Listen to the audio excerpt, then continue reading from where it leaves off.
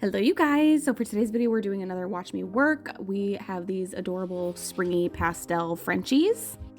I added some gold leaf and a couple little dried flowers. I thought it was super pretty, so let's go ahead and get into it.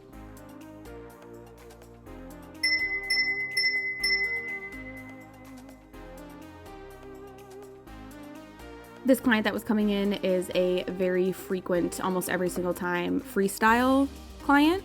So I knew that she was coming in this morning and I had been wanting to use these little dried flowers for a while. A coworker gave me them for our little Secret Santa around Christmas time, and so I haven't had a chance to use them yet. So I decided I wanted to use them on this freestyle client because I knew she would be down. So first things first, I'm just grabbing the little flowers that I want. I'm kind of trying to figure out a color palette as I go. And I wanted to stick with, springy colors and do a different pastel color on each nail and kind of correspond the color of the French to the color of the flower.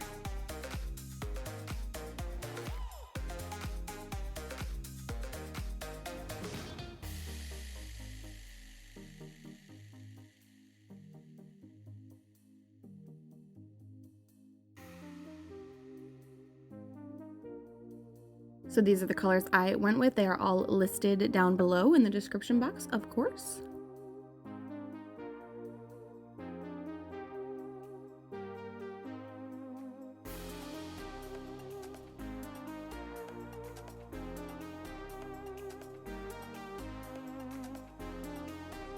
So we're gonna go ahead and get started with the removal. I forgot to record the pinky, so I'm super sorry you don't get to see the pinky. It was really riveting, guys. I'm really apologetic that I forgot to film it. Anyway, I am removing the bulk of her previous set with my very favorite removal bit. This is a carbide barrel by the brand Canon. I like the smooth rounded top.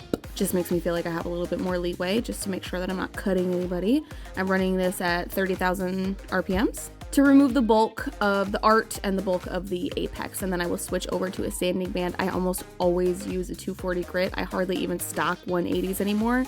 I just like a really smooth grit sanding band, and I'm using that to thin out the ledge of that kind of like regrowth. I want it to be super smooth so that when I build the enhancement on top of it, it remains really smooth and it's not self-leveling into a ridge itself.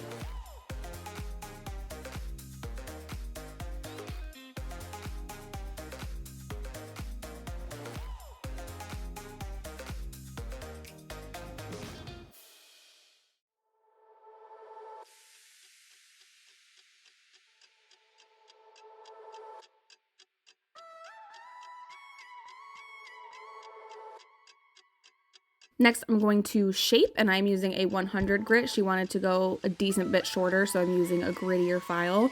I have been using 100 grits more often recently, just because if you want to take off a lot of length, this is a much faster way to do it. And I am aware that it is a much faster way to use your carbide bits. I am just not comfortable enough to do that yet. I do it sometimes, but I'm not super comfortable with certain shapes in using a carbide bit to change shapes and lengths of nails. That's something I'm still working on. So this client likes a bit of a squoval, pretty square with, some roundness to the corners. So once I've taken the majority of the length off that I want with the 100 grit, I will switch to a 180 grit and kind of refine the shape and kind of take off those corners just a bit.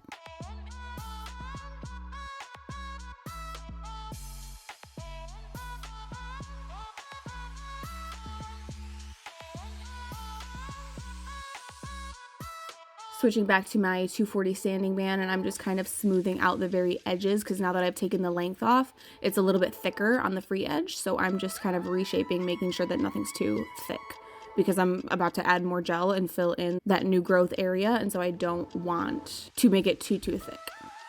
Then I'm going through with a metal pusher and doing a little dry push of the cuticles. And then I'm grabbing my favorite cuticle bit. Again, everything is linked down below in the description box. And I am a right-handed nail tech, so I'm starting off in the reverse direction. If you are a lefty, you are going to flip this. So you would start in the forward direction. But I am right-handed, so I am flipping the skirt at the base of the cuticle with my cuticle bit in the reverse direction, and I'm running it maybe like 10,000 RPMs, 12,000 RPMs. And I'm going along the base of the cuticle and along the right sidewall, pushing everything up and off of the nail plate. No sticky, dead, gross cuticle tissue. We want that all gone.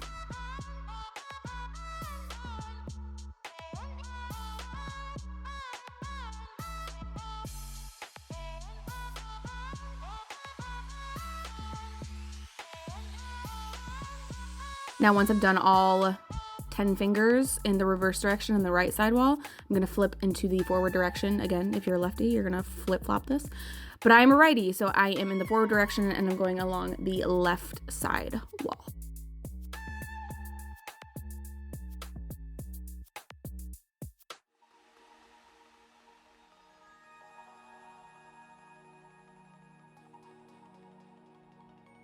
Once I'm through with that, I will go ahead and nip all that obviously dead skin that's sticking up off of her eponychium. That is all going to get nipped away. This is one of the most satisfying parts. I love prepping cuticles. It is my very favorite part of what I do. Then I'm gonna go ahead and grab a new bit. This is another diamond bit by Pana. It's a very soft and smooth diamond cylinder bit with a rounded top again, and I kind of just go along the skin, not so much the nail. This is a little bit more for the skin because all that cuticle should be up and off the nail plate by now, but what I've just nipped off of the eponychium, this bit is going to help to really smooth out that area.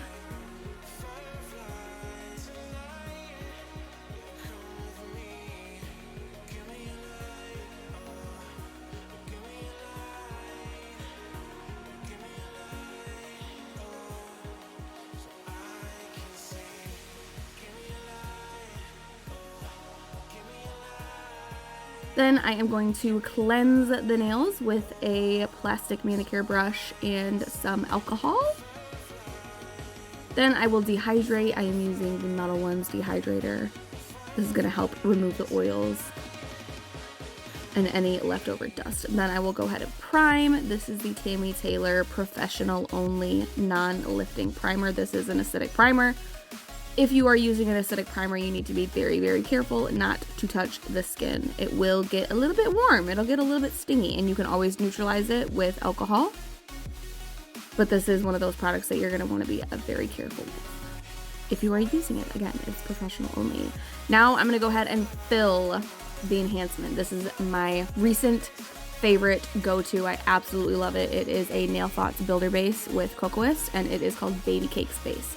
It is the perfect, barely peachy, pinky nude that's got a bit of sheerness to it, which I really prefer because when you're building things up thick and it's very, very opaque, it's going to be harder for your lamp to penetrate all the way through a very opaque builder. So because this is a little bit more sheer, it's more likely that your lamp is going to be able to penetrate all the way through it. I'm doing a base layer. So I'm starting with a nice thin layer, kind of like you would for just like a gel manicure, just a thin base coat all over all 5 nails at a time, cure in between, and then afterwards I'll go back and forth between hands doing a slip layer, building, cure that, back and forth, back and forth, back and forth.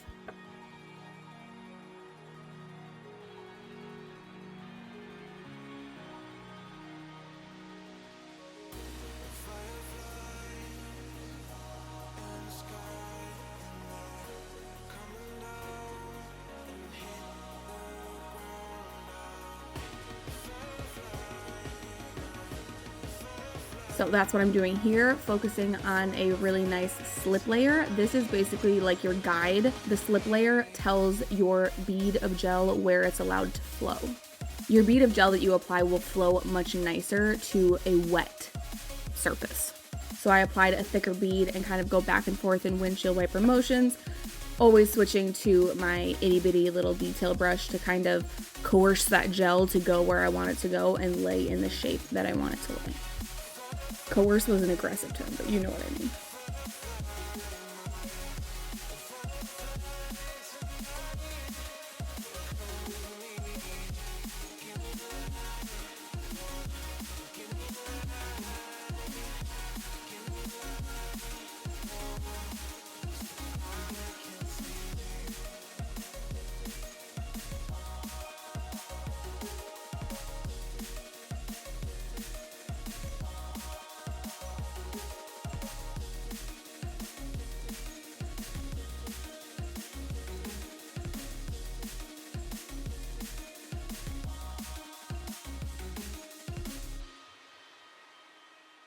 I've also been using the Cocoist LeBlanc lamp, and I have been a big fan ever since I got this lamp. It is rechargeable, and so you can basically use it cordless, which is really nice if you are one who does gel pedicures at like a different station than your nail station, your manicure station. One of my very favorite things about it is the 90-second blinking feature. I truly thought that was not a selling point for me. I truly thought that I would never use that feature.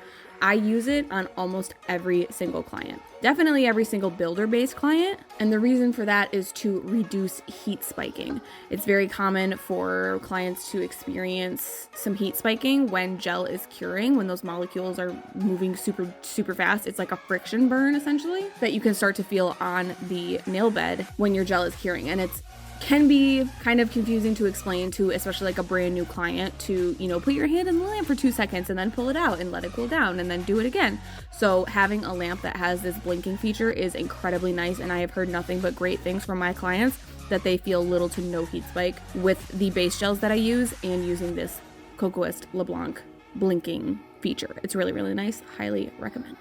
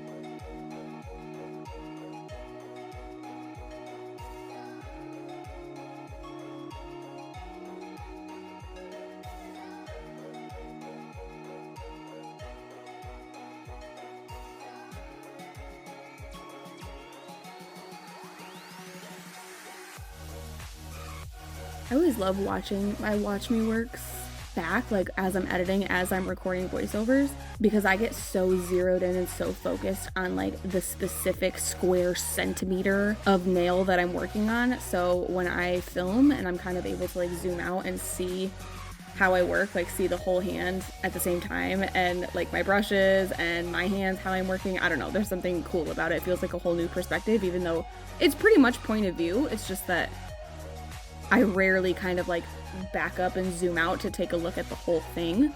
So it's kind of cool to watch back.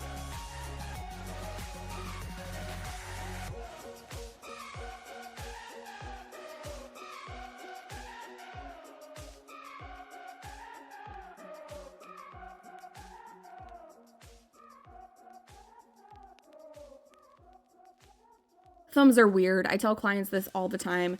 Every time I bust out my little gooseneck lamp, clients are always asking about it, and I tell them thumbs are weird. The way that your thumb naturally lays in the lamp can be kind of finicky. I want to make sure that the entire thumb is being cured properly, and by using a little gooseneck lamp like this one, I'm able to hold the thumb level so that gravity is not ruining my life and forcing the gel to self-level straight into your sidewall. So that's why I use a little rechargeable separate lamp, and you'll notice that I kind of give it, 5-10 seconds to cure, and then I take it away, let it cool down. That's so, again, I'm not heat spiking. This little gooseneck lamp doesn't have a blinking feature, so that's why I do that. Cleansing off that inhibition layer with some alcohol once again, and I did decide to go ahead and finish file, so I'm using a 180 grit to finish file, just kind of refine that shape, make sure that I have a nice apex, nothing is too thick, and there's no dips or valleys or peaks and all that good stuff.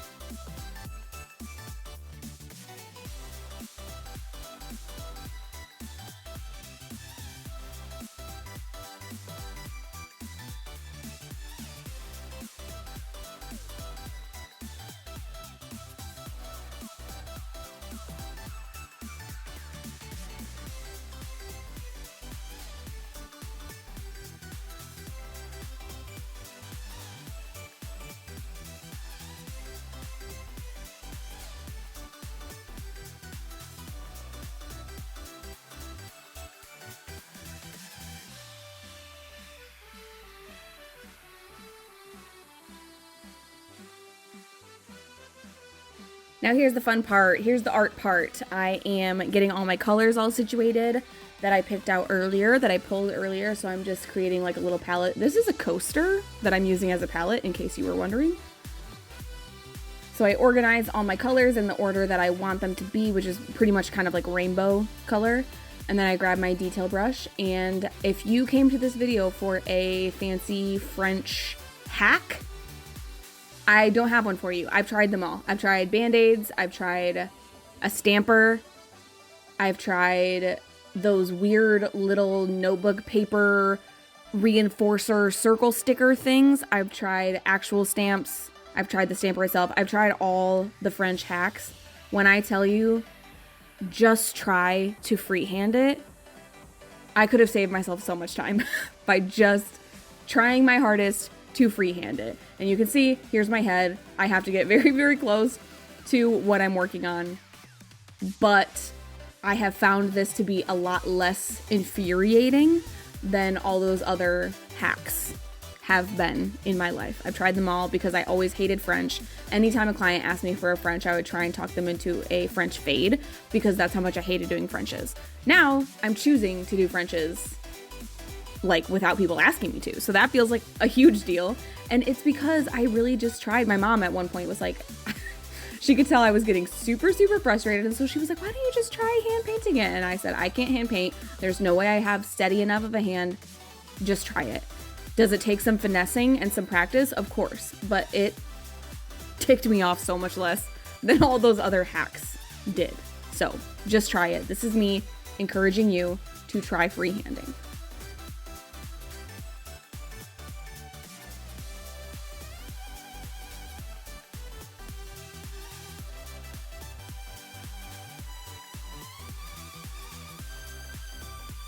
I have a little glob on my palette there, that clear gel. That's the Cocoist brush cleaning gel. It's basically a clear gel without any photo initiators, so it does not cure underneath the lamp. And it is not a gimmick. I really truly thought it was gimmicky when I first heard of it, but it really truly does work. The only thing that's going to get gel out of your brushes is more gel, and this clear gel by Cocoist is meant for it.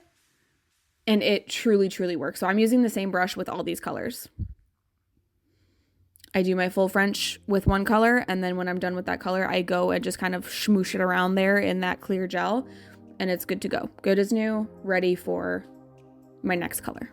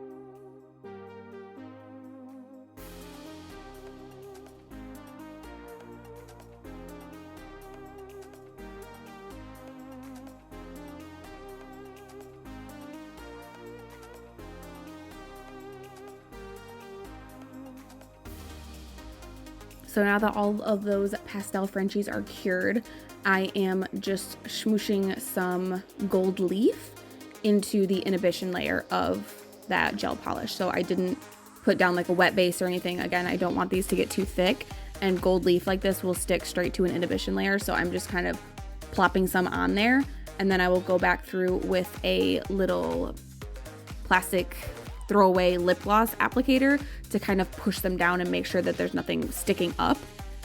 Because I have truly, no joke, cut myself on a piece of gold leaf that was sticking up out of my own nail. If it's sticking up and then you cure it that way in like wet gel or whatever, and I ran my finger right over it and it was like a paper cut. So I will go over top of this to kind of make sure that they're laying flat. And I don't want too much because I don't want to overpower the flowers, and I also don't want to cover up the pastel Frenchies that I just spent so much time freehand painting. So just a little splash of gold leaf, nothing too crazy.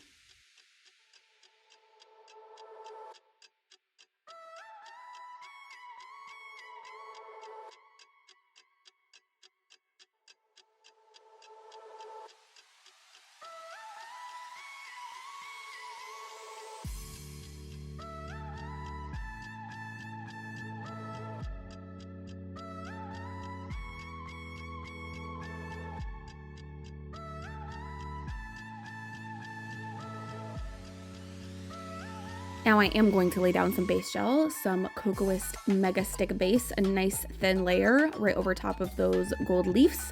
And I am doing one nail at a time.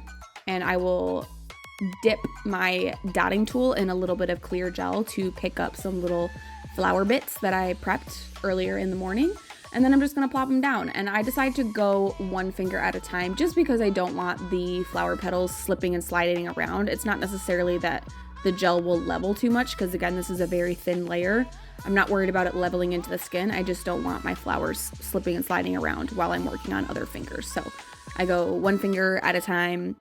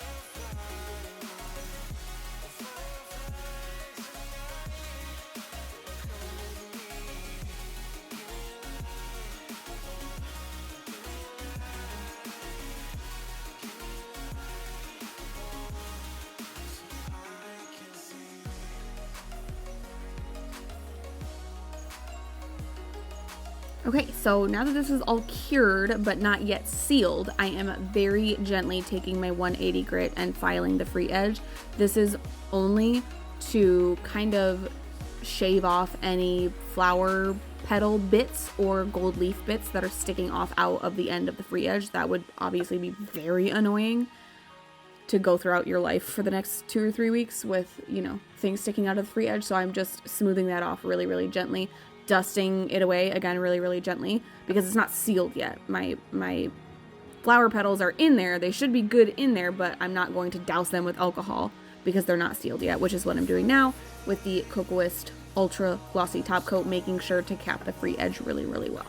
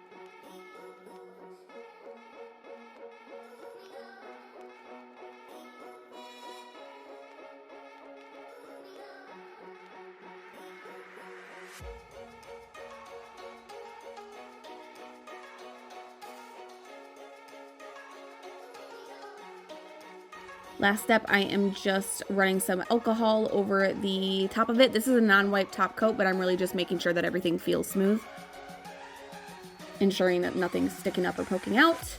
Then I will, of course, oil up those cuticles. That is the last and best step.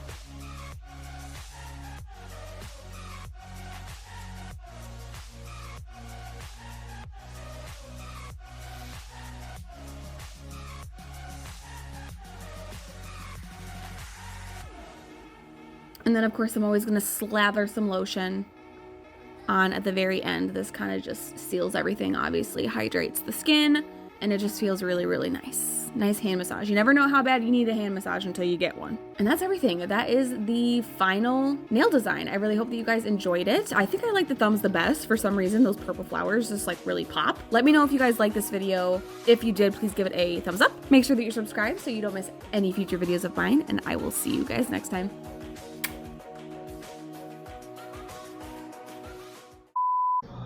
I don't know. Well, he's a veteran. It's if that's not on my card though. That he's a veteran. They don't ever disclaim it. Plus that picture, I'm friggin' 18 years old. Go ahead and switch. Little baby. I look nothing like that anymore. Switchy switch. I got Harrison Ford mixed up with Henry Ford. Henry Ford? Yeah. Really? Yeah, just their names. oh. Thought you weren't gonna look till I was done. Oh my gosh. Cheater.